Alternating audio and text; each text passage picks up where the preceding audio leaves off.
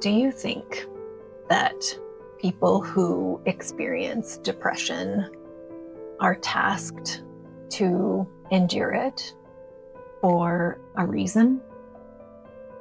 For the ultimate betterment of the species?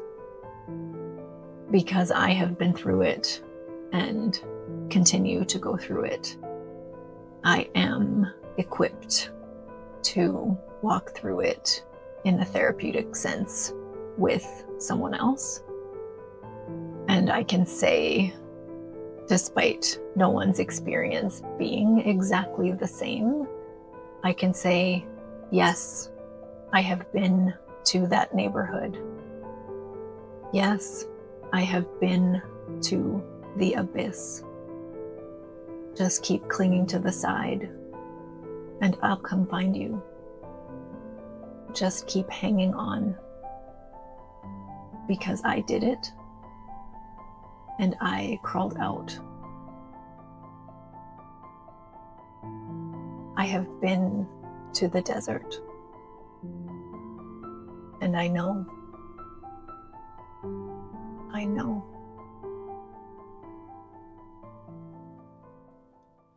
I think some people are given this experience. They are given this reality, chosen to walk this path.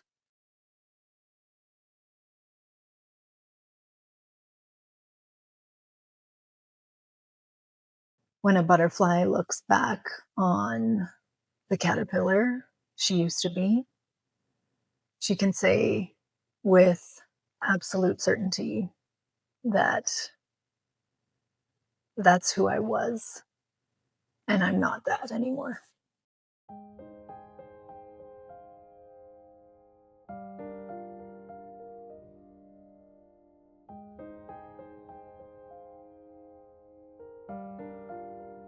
The world looks very different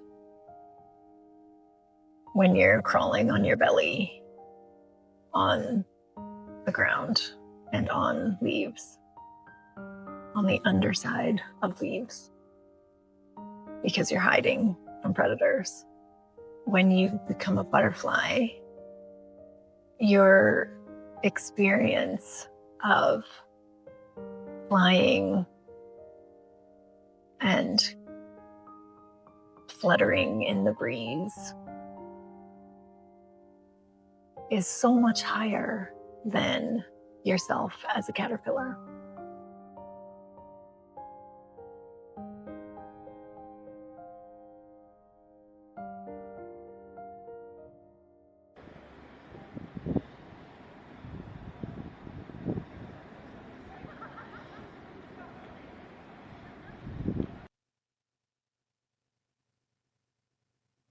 Four years ago, I was an elementary school teacher suffering from burnout. I was depressed, and depression makes you feel like you are alone. Depression isolates you to the point where you feel like you can't talk to anybody, like no one will understand. And I was at a crossroads. If I didn't do something else,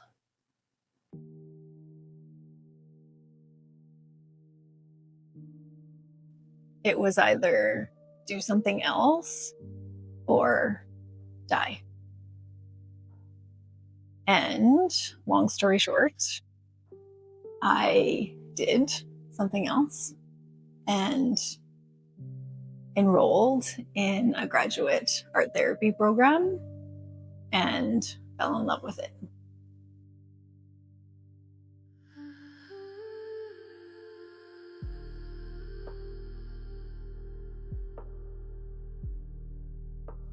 I suffer from seasonal depression every year, and so do 5.5 million other Canadians.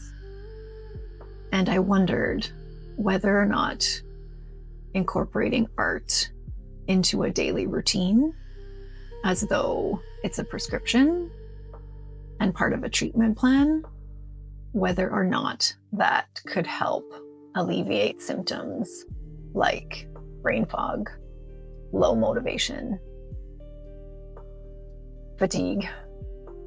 And for the past 3 months, I have embarked on a research study on myself called an arts-based self-inquiry to discover whether or not art therapy can be used as part of a treatment protocol for seasonal affective disorder.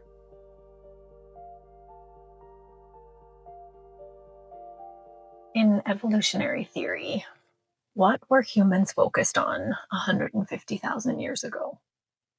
They were focused on survival and reproduction. If the amygdala in my brain, which still functions in primal instincts like fear and survival, it makes sense to me that when I go outside and it's freezing cold, my amygdala is like, where are you? Maybe there is stored memory in there somewhere of where humans used to exist in equatorial Africa, where there is very little seasonal change and the temperature hovers around 30 degrees Celsius. That is my ideal environment.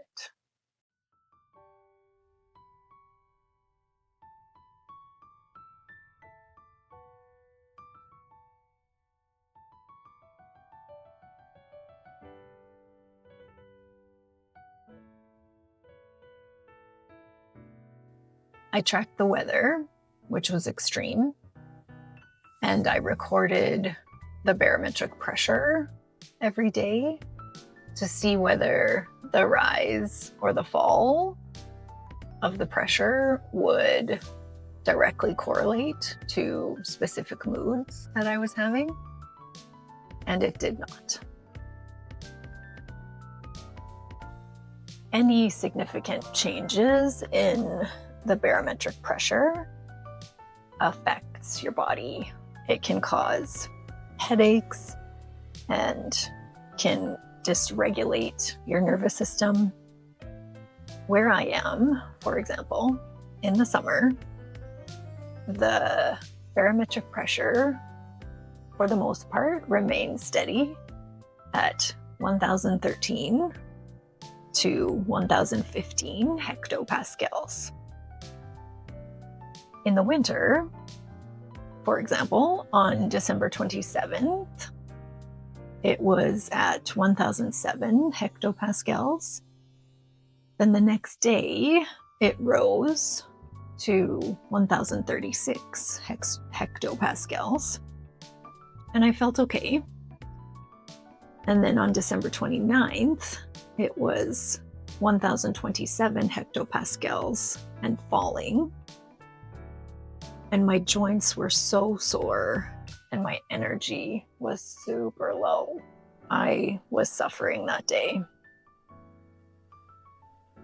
The art I made on days when I was suffering because it was so cold was resource art. Art that I didn't need brain power for. I could just make marks on paper and they would turn into something eventually. January 17th, it was 1013. And the day after, on the 18th, it was 1038. And that week, I felt fine. The temperature today is minus 33. And 5 days ago, it was minus 5. So the extreme rises and falls of the environment obviously have to have an effect on our mental health and our physical health. Why do I live here? Well, I have a very good reason. and I won't live here forever. But while I do, what can I do to make it more bearable? I can make art and see where that takes me. It's minus 33 degrees Celsius.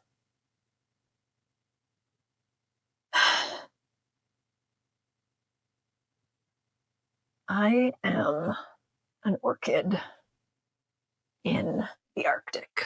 So often I am screaming on the inside, screaming for understanding, for a better world, to escape this mortal shell. The bird is an accurate representation of my soul's longing, dissatisfaction, fire, not only with winter, but with existence itself. Something I've been thinking about is whether or not the exterior environment in the winter affects me so much because my inner environment is overcast, leans toward the melancholy, the lack of contrast isn't good for my well-being.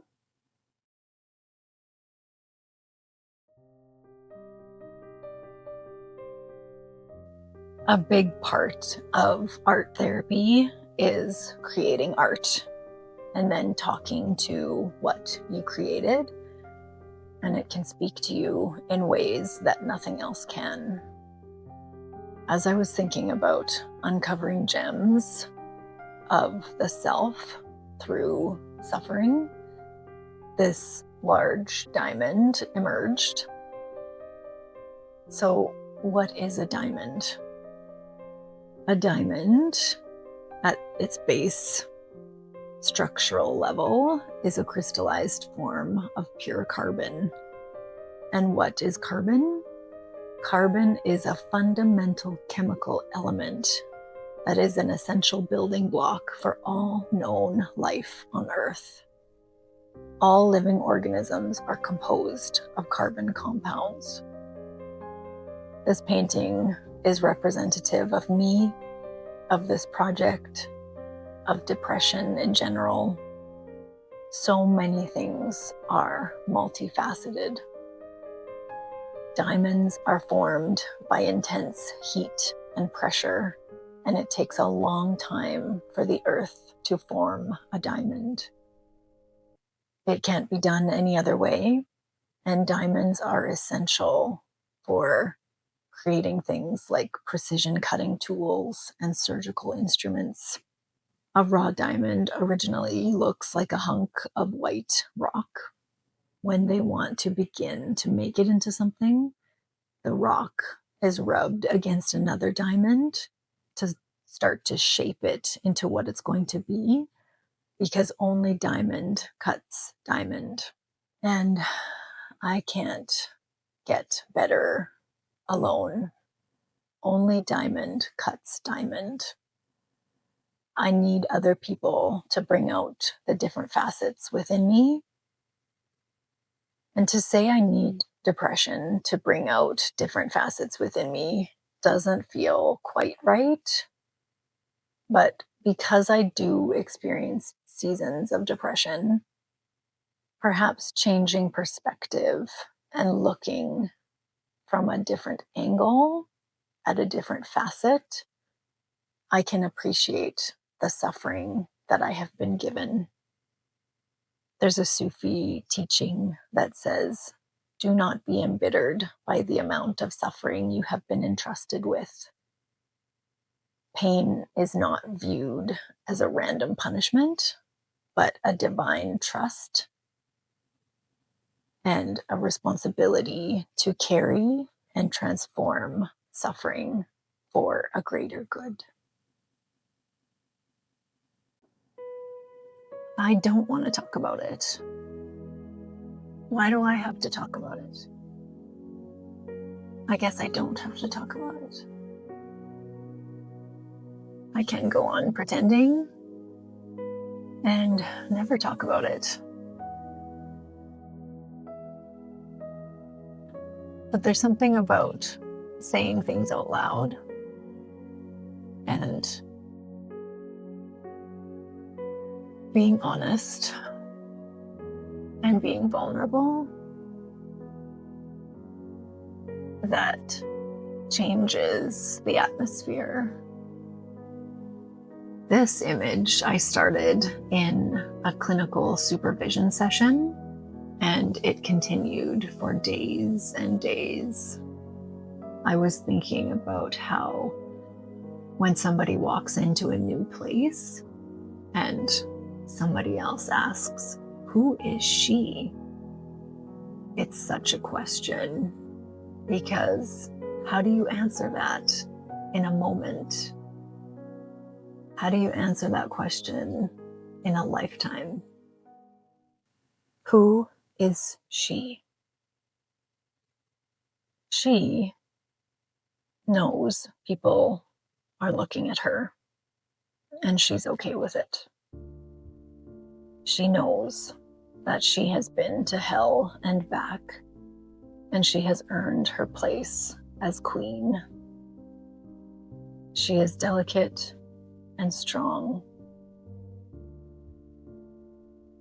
Her wings represent the transformation of her mind, body, and spirit. She has come together in her sovereignty. She reigns over her kingdom, which is herself. She is full of light and love, yet is familiar with the dark. She is rooted in the knowledge that she possesses great power and that she has the strength of character to use it only when it is beneficial to a greater good. She does not need external validation. She is intrinsically convinced of her worth. She is conscious of the gills that she has to enable her to dive down to the depths and sing with the whales. She is aware of her wings that enable her to fly to the stars and transcend the heavy gravitational pull that keeps people down. She is connected and in tune with her divine essence.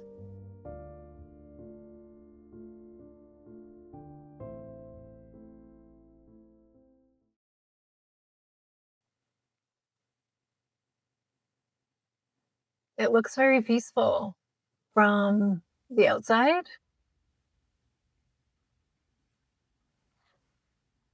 but what if inside it is screaming? It feels like the end because it's dissolving. And I know caterpillars don't have sophisticated brains like we do, but imagine what it must be like in there for the caterpillar. And it probably feels like death, but it's not. And after all of that, the caterpillar emerges with wings. And this world could use some wings. The concept of betterment of the species is controversial. Evolution, for the most part, is seen as a force of change for survival and reproductive success, and is not goal-oriented to improve a particular species. And betterment of the species has been used to enforce very harmful ideologies. The definition of betterment of the species is efforts that are used to enhance a group of organisms' chances of survivability and ability to thrive. So, however it came to be, depression exists, and a vulnerability to depression exists, and it can come down to survival. And when you're in a dark place, you are not thriving.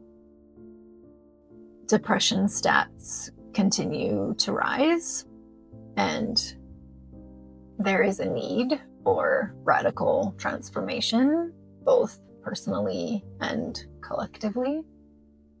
Enter art and the efforts of a daily practice of art therapy to enhance survivability and the human organism's ability to thrive for the betterment of the species.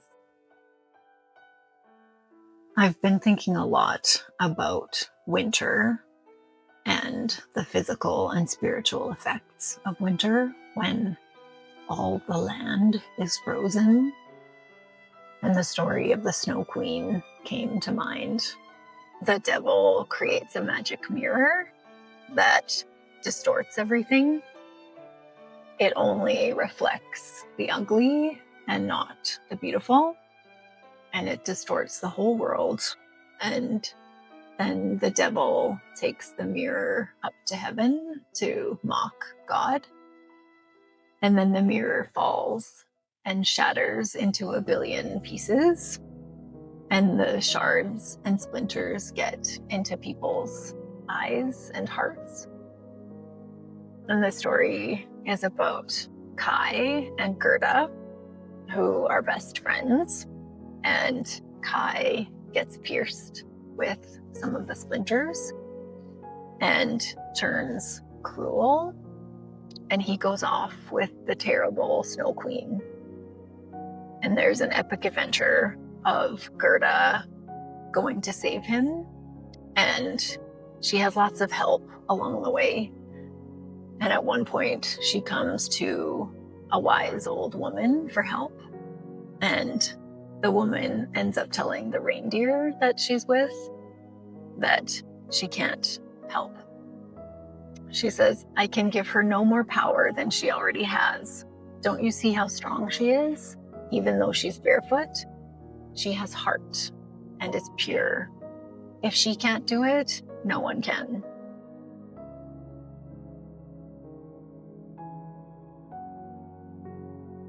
So then I started thinking about queens and queen energy.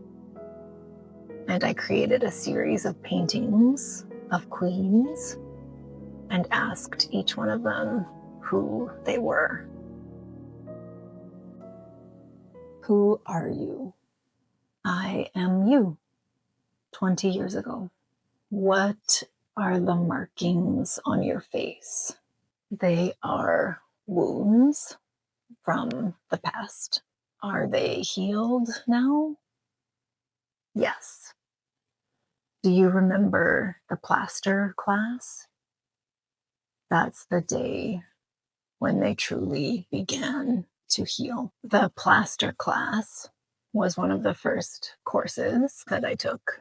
One day, our assignment was to create a mask using plaster, the same plaster that's used for a cast when you break something. So you get the pieces of plaster soaking wet and then smooth it out on to your face, and then it hardens. And then there's a mask that you can paint and keep in. But on that day, I couldn't. When I thought about putting the plaster on my face, It was too raw and it was too much. I couldn't do it. So I had this planter and I put the plaster on this planter and made a mask out of her face. And the process was so emotional and so tender, and it was very beautiful. And I kept that mask for a year. I had it up in my office hanging, and I saw it all the time. And it was there as a reassurance and as an object of healing. And then one day, I didn't need it anymore. Why does it look like you're giving the side eye? It's a reflection of how you used to feel like you always had to look over your shoulder, that something was going to sneak up behind you. You were always on guard.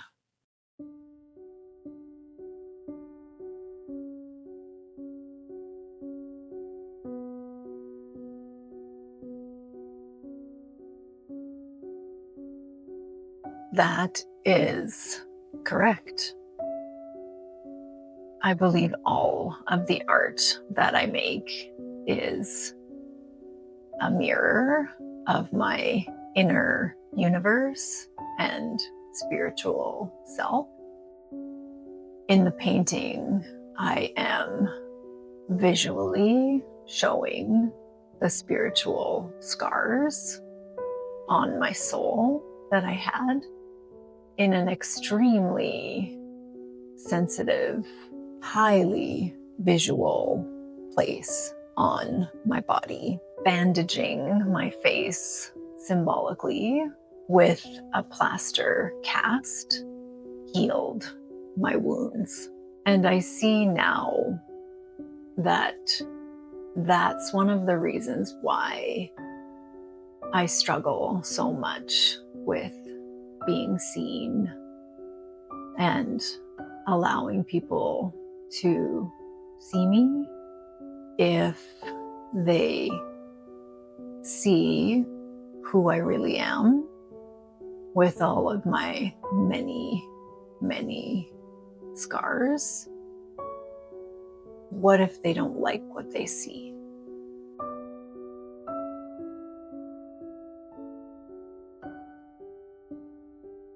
When I look back at certain times of my life when it was really dark, times during high school, times during my 20s, 4, 5 years ago, when I was in a constant state of chronic stress, I can look at those times now and say that I was in a cocoon. They were dark, painful seasons of my life. And I wonder if those periods of depression and seasonal depression are linked by the literal and figurative weather. Winter is dark, cold, painful, and so are periods of depression. Perhaps winter reminds me of those times in my life and triggers me to experience seasonal affective disorder every year because the exterior environment mirrors how dark, cold, and never ending those dark times in my past were. Man, if I could prove that winter re traumatizes me every year, do you think there's funding somewhere for that that would fund my move to a beach town? or or it simply proves the necessity of healing, that no matter what kind of depression you experience, it is linked to trauma, and there is a need for transformation. When you're in a cocoon, when you're in the growth process, you can't see it, but it's happening. You will evolve and you will be different. Butterflies are not the only thing that metamorphose.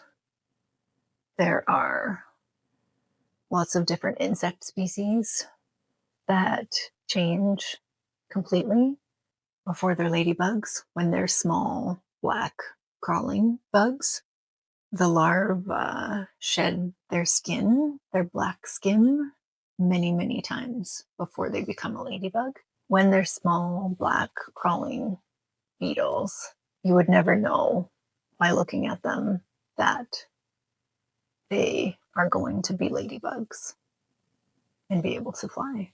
When we're in a place of deep sadness or shame, negativity, pain, it's really hard to see possibility. And it's really hard to imagine that you will one day be able to walk, never mind fly.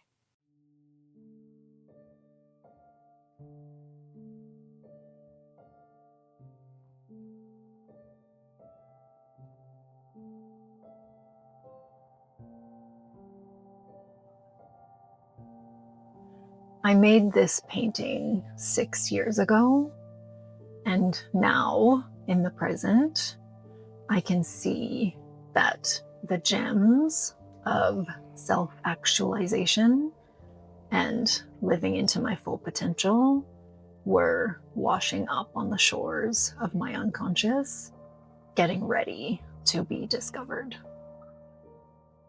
And perhaps every time we cocoon, another jewel is uncovered. Another precious aspect of who we are is uncovered. Some of the gems are forgotten creativity. Some of them are put aside musical abilities, artistic capabilities that I grew too busy for, but they were always there. Some of the gems are remembrances of things long forgotten that I cherish. A gem like when a long time ago, I and 3 of my friends would walk down a street called Broad Street in the city that I lived in. And we would freestyle, rap, and try to include the word Broad Street.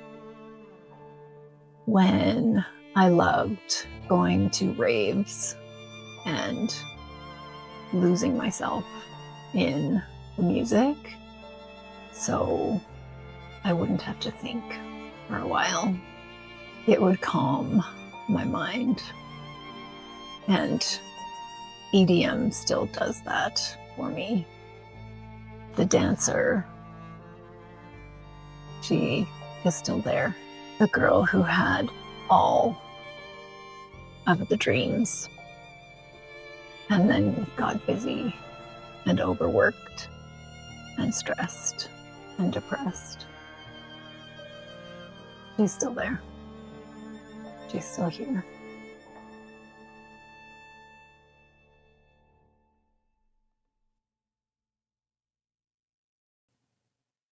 In evolutionary psychology, one of the main tenets is to understand human behavior and understand how humans work, how their brains process things. And when we do that, when we're able to understand ourselves and understand how our brains work in a real sense, like understand how the vagus nerve works and understand how big it is and how it winds through all of our internal organs, how that actually affects us internally. Our parasympathetic nervous system is continually trying to find balance and trying to be okay in a rest and digest mode, which is the opposite of fight or flight. Our bodies will do whatever it takes. Our psyches will do whatever it takes to get to balance, to get to feel okay. And sometimes that means turning to unhealthy things because that's what we know works. And what is the psyche? Carl Jung says, everything of which I know, but which I am not at the moment thinking, everything of which I was once conscious, but have now forgotten, everything perceived by my senses, but not noted by my conscious mind, everything which I involuntarily feel, think, remember, want, and do, all of the future things which are taking shape in me and will sometime come to consciousness. All of this is the content of the psyche. Once we have self-awareness, body awareness, mind awareness, and what was once blurry and vague starts to become more clear, more defined.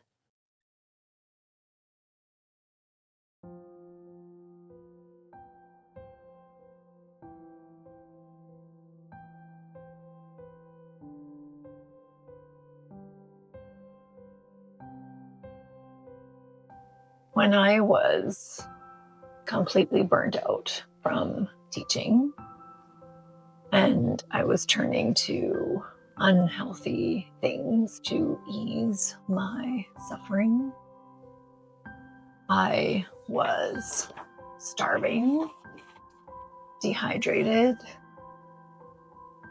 It felt like I was dying. And I made this picture 4 years ago or so in an art therapy session. And you can see how the tree looks pretty fragile, brittle, not too healthy. And the mushrooms, I am continually trying to expand my mind. And I've experimented with psychedelics to do so. And this is a cautionary tale because it did not go well for me, usually. It is absolutely logical that we turn to substances to ease suffering because they help at the time, in the moment, until they don't. And then they begin to add to the suffering, usually tenfold. What it comes down to is one of the fundamentals of existence is that we need other people. And I know people are the worst. They can be cruel, terrible creatures. It's a paradox, tragic paradox, perhaps, that we get hurt in relationships and we heal in relationships. We are relational beings, and in order to survive and thrive, we have to have a relationship with nature, relationships with ourselves and other people. We have to have a relationship with spirit. We are so small in the grand scheme of things. And it's vital that we look beyond ourselves for meaning and purpose and peace.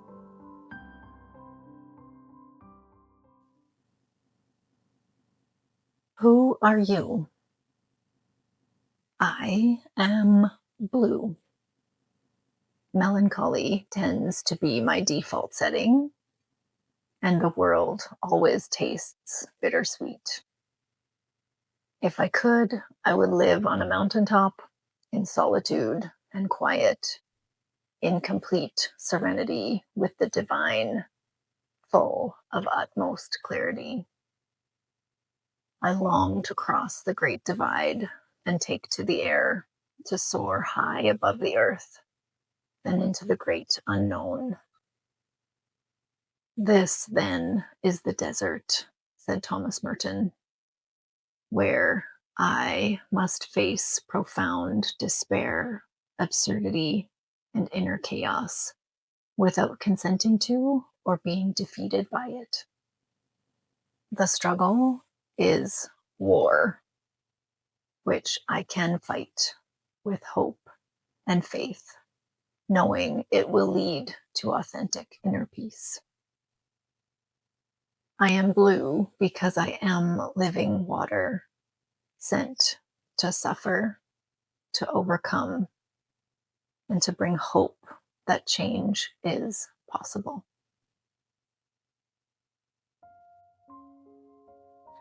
So this painting I did recently.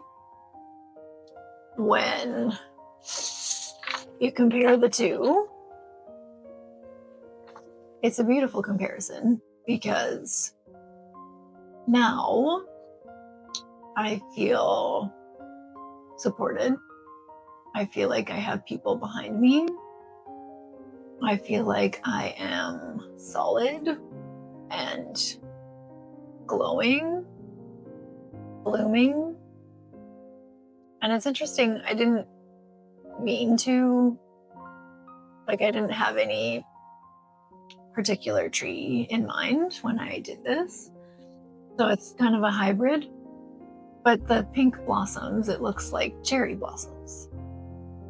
And so thinking about that, nothing blooms year round. There has to be a period of rest before blooms can happen again. And cherry blossoms, the season when the blooms are out in full, is only about 10 days. So perhaps that is a way to think about winter, that when things are in bloom and in season, it's magnificent. And it reminds us that life is transitory. Things don't last forever. Movement is part of life. Change is part of life. And when we're in a season of rest or a season of winter, perhaps it is a reminder of the glory of summer, and it's okay to rest and cocoon and be still. Keep these rough days off my mind.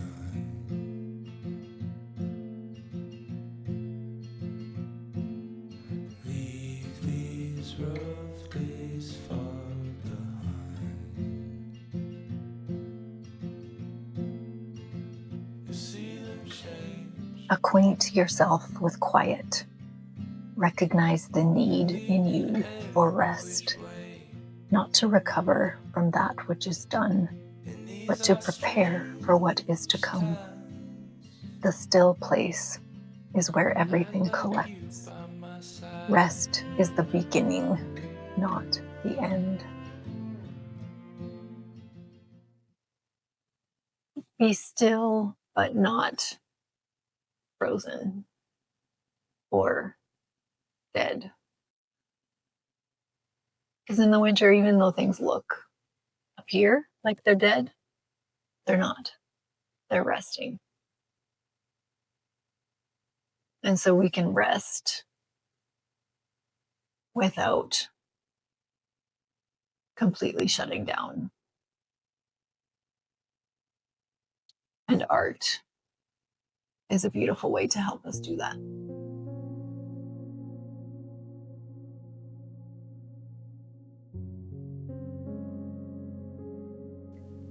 She is it all right if I speak for you? Because you are me. It's okay if I speak for her. She is exotic and belongs on a beach in the tropics. A bikini is her signature style. The sand under her feet feels like home. She embodies ancient wisdom like the sea. She is resilience woven with vulnerability, a source of quiet power. She processes the world through an ocean-like mind and is convinced that every human on the planet holds vast treasures in their limitless depths.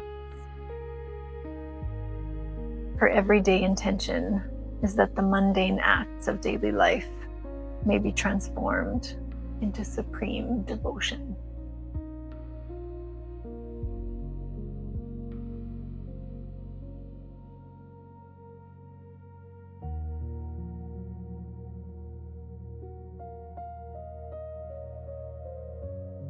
There's a Hindu prayer that I love that says, "Let my idle chatter be the muttering of prayer, my every manual movement the execution of ritual gesture, my eating and other acts the rite of sacrifice, my laying down prostration in worship, my every pleasure enjoyed with dedication of myself. Let whatever activity be some form of worship of you." Depression is a whole body experience.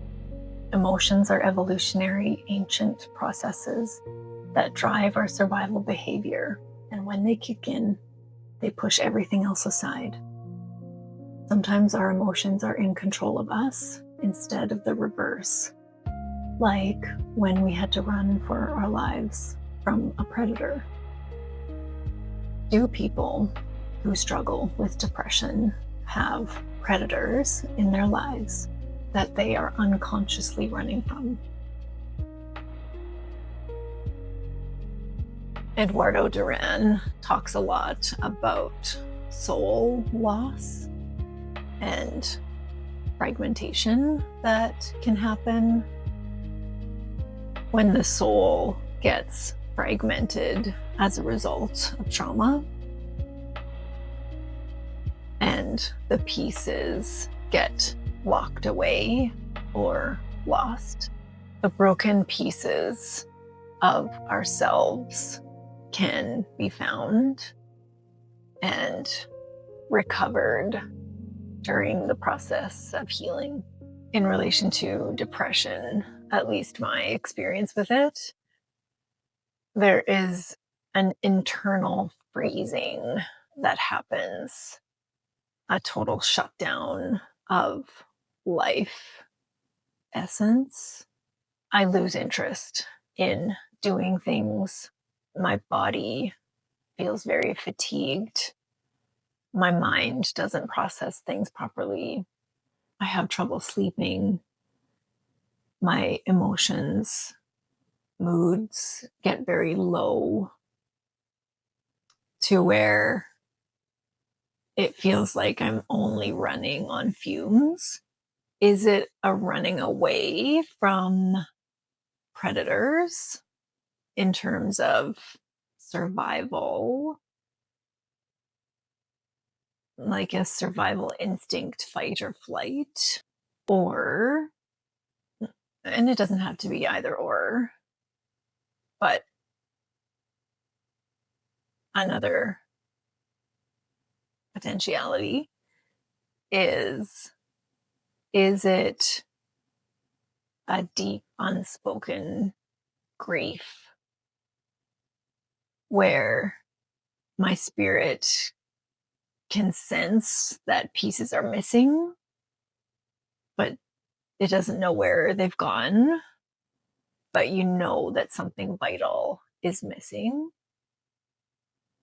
And I think it throws you into a sort of missing person-esque scenario where there's a missing child and the family of the missing person goes on television to plead with the perpetrators to bring back the missing child.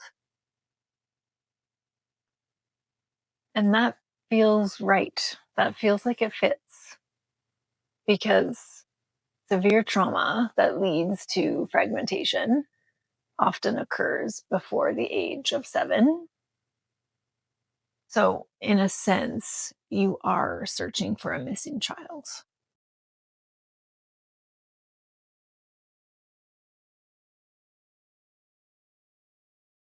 When parts of ourselves get fragmented, we may not even be aware that it's happened. We don't know why, but something is off. Something feels like it's missing, but we don't know what. It's like the interior library of who we are. Certain pages in some of the books gets redacted, and we can't make total sense of what we read or interpret.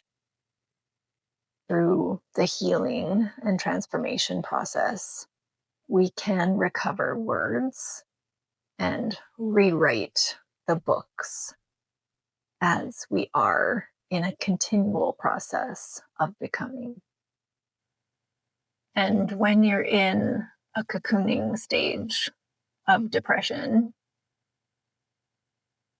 you can hold on to the fact that spring will come. You will come out of it, and you will have wings at the end of it. A long time ago, I got a tattoo of a flamingo on my stomach.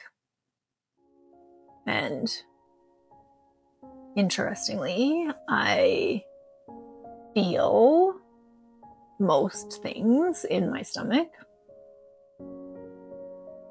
Not too long ago, I made this featuring a flamingo. And after I made it, I was like, oh, that kind of looks like my tattoo. And then I started thinking about fragmentation, and it was a light bulb. The symbolism of a flamingo, because they stand on one foot, it represents balance.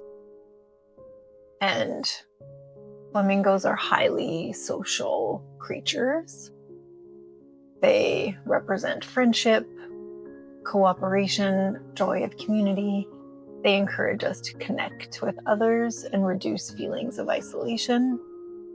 They are bright pink, which represents an expressive personality and encouragement to stand out and be confident in one's own skin. I know now that the tattoo that I got represented all of those things, and it also was an attempt to replace a missing piece of myself, or maybe memorialize a piece that I knew was missing. I didn't know it at the time, but that's why I got that tattoo in that certain place. Through my processes of healing, I have recovered that piece, and I have a new sense of wholeness in a way that I didn't before. The art that I made and that I got tattooed on my body was significant symbolism. My spirit and my body, my stomach, it knew things that I did not consciously know at the time. And through art making, I was able to piece all of that puzzle together.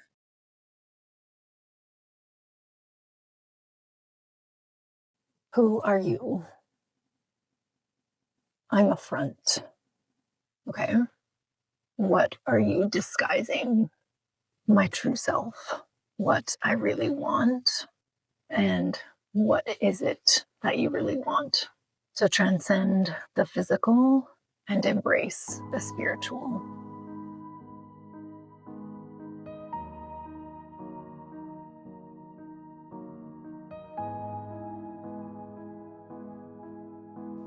I believe we are an equal measure of spiritual being to physical being. We are just as spiritual as we are physical. In thinking about this and reflecting, dialoguing with her, my art, I was thinking about how if we could see with our physical eyes beyond the visible light spectrum, if we could truly see people's spirits, imagine that you don't see this anymore. You could look past it and see what's underneath, and it might look something like this.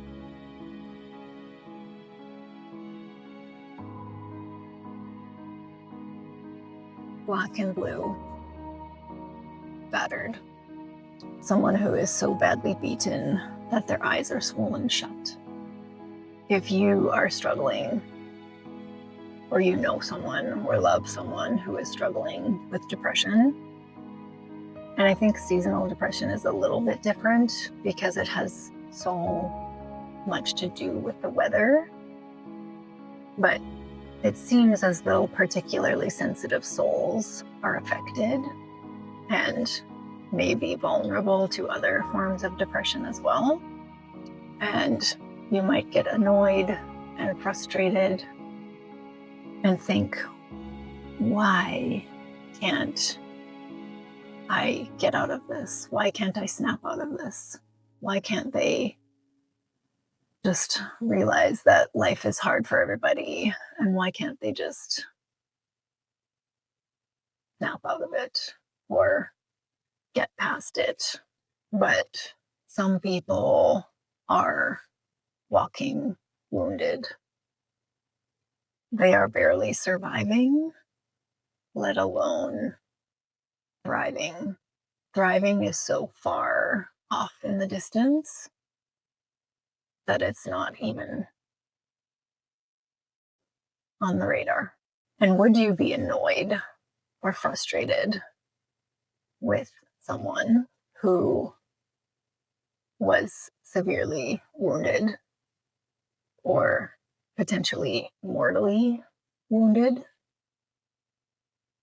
and tell them to snap out of it and get over it, get up?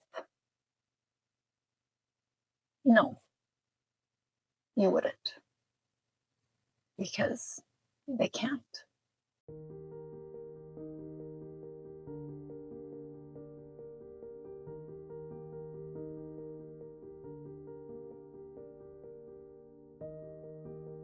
I thought about how in the collective, there is a massive push to get Botox and fillers. Women in their early 20s who have no wrinkles are getting Botox in their forehead as a preventative measure.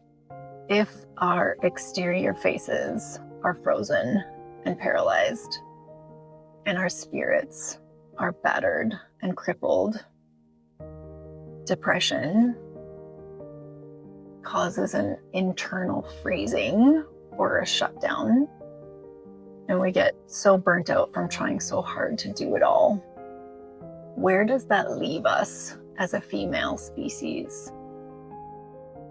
Who are we in a frozen, disconnected state of continual survival?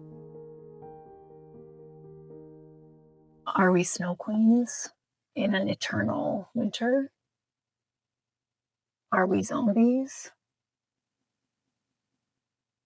Robots?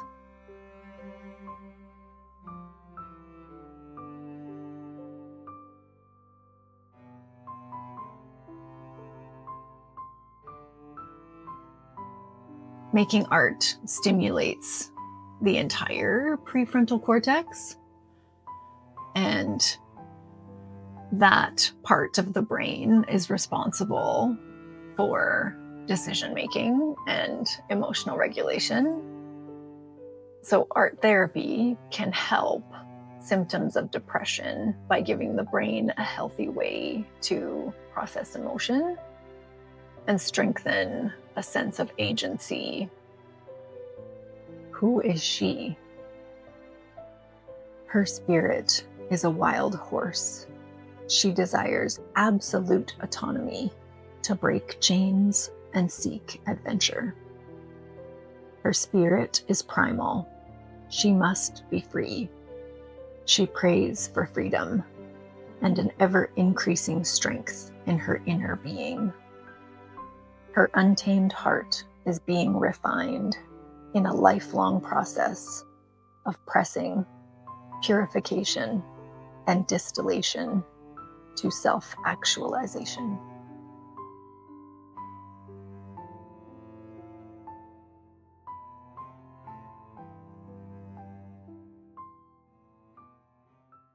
So, how am I doing?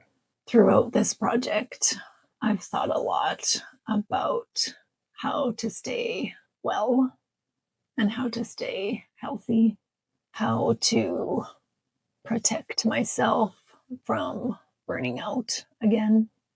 What's come forward is that because I know that we are just as spiritual as we are physical, and art therapy is all about making the invisible visible, I've concluded that over the past 3 months, all of the art that I've made is spiritual in nature.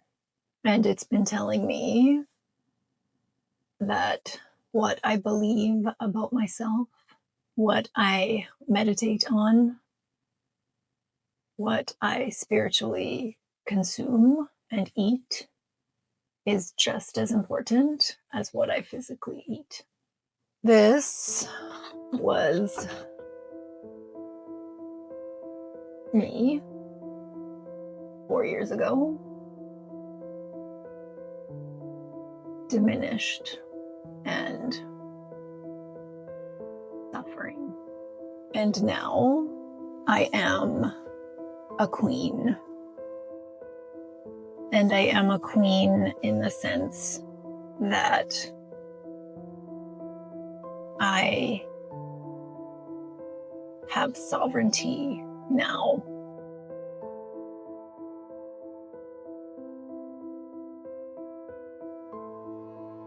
In a way that I didn't before.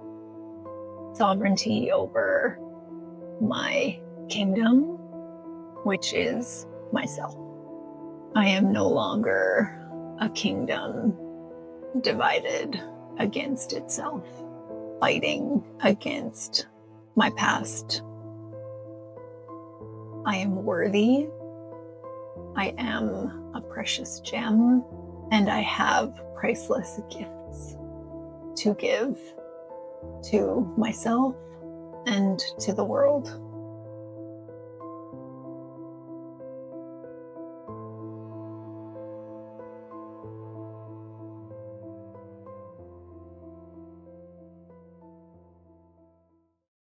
No, the Snow Queen in the fairy tale symbolizes cold, emotionless logic and the dangers of a detached heart. And I don't believe we are cold and emotionless. I think we are, and I will speak for myself. I am Kai, and I am Gerda. I am a child at heart who loves and plays and wonders. I was kidnapped in a sense that parts of me were lost, but like Gerda, I went to find and rescue them, and I was the only one who could do it. The magic mirror shards represent the distortion of perception and a loss of innocence. And I think, yes, we certainly live in a broken mirror world. And it is my task on earth to become aware, to recognize the distortion, and to refuse to live by it.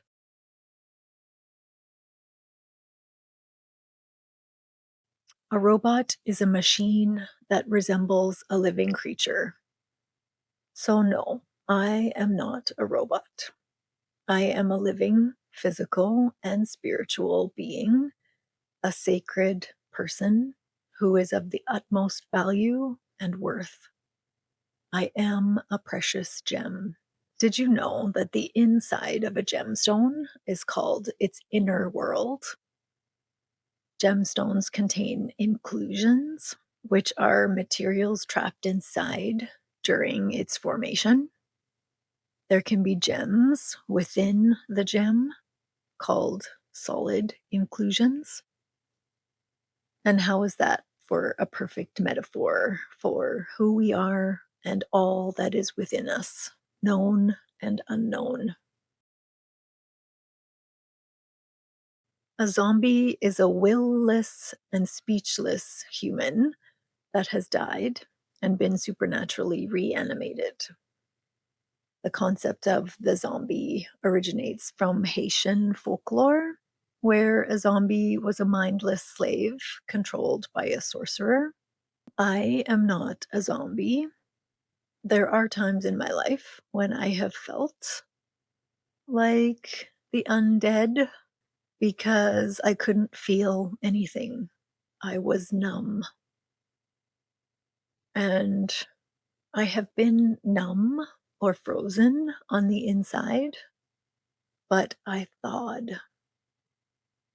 And when I've been in certain frozen internal states, I have focused on the external because it was something that I could control. That need for control usually involved buying things to assist in the development of the exterior image. And when we're frozen, we can be more easily manipulated. because marketing works. But I don't have to look outside of myself in terms of material possessions or acquiring things to fill holes or gaps. I already have what I need.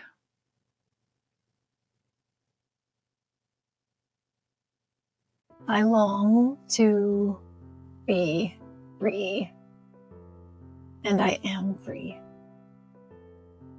Not physically, because I am grounded here on earth, but my mind can be free. It takes intention to change. I implemented certain protocols for this project because it's important that we maintain a relationship with our entire being. I walked outside every day to maintain a relationship with nature, even when some days it was so cold that I only walked around the block and then came right back in. I went swimming every week, and some days it was really hard to get there. But when I did and felt weightless in the water, I was always glad that I went. I eat really healthy. Throughout this project, I changed my spiritual eating habits. I stopped watching certain social media personalities because I started to see that as I was watching their sarcastic, biting commentary about other people, they were spewing poison, and I'm not eating it. I love true crime, but it hurts me. It causes spiritual heartburn and indigestion that is damaging to my health. So how am I doing? I'm good. I'm good. Many days I have wanted to cry and rage when I look out the window, because winter can seem so bleak and it can seem as though it's eternal. But this project has been extremely motivating to create art as a daily practice. And through that consistency, so much hope and insight has come forth. I've accomplished so much healing over the past 4 years. Recovering from burnout, repeatedly facing and overcoming depressive symptoms, healing from trauma, finding and rescuing parts of myself. Healing brings you back to life. From survival to a thriving place of inspiration for the future. And that is essentially the definition of betterment of the species. In evolutionary terms, betterment does not mean ideal or perfection. Betterment is the efforts that are made for a species to become better adapted to their environment. And the healing process is the effort that we make to become better adapted to our environment, enabling us to thrive and expand and persist despite challenges.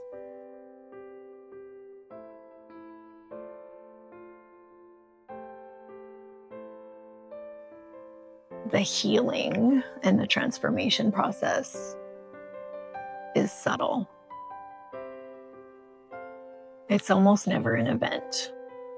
With the insect in its cocoon, the emerging, like when it finally emerges, that's an event. But the whole process of transformation is subtle. You can't really see it until you're on the other side.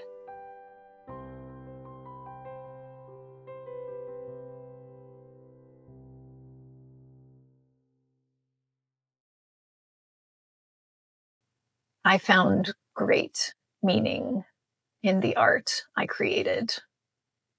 And the project has demonstrated that making art every day is a valuable tool in the treatment of seasonal affective disorder.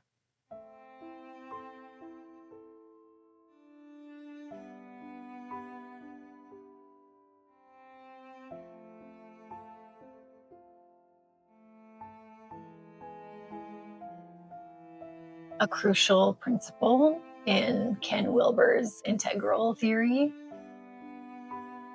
is that high consciousness does not ignore low consciousness. Instead, the higher stages must transcend and include earlier ones to prevent repression. And if the transcendence is too quick or too aggressive, the lower suppressed shadow will haunt the higher level. And it makes sense that growth and healing are processes. They're not usually miraculous events. They are slow processes. Like the caterpillar has to go through a process of dissolving who it was to become who it will be.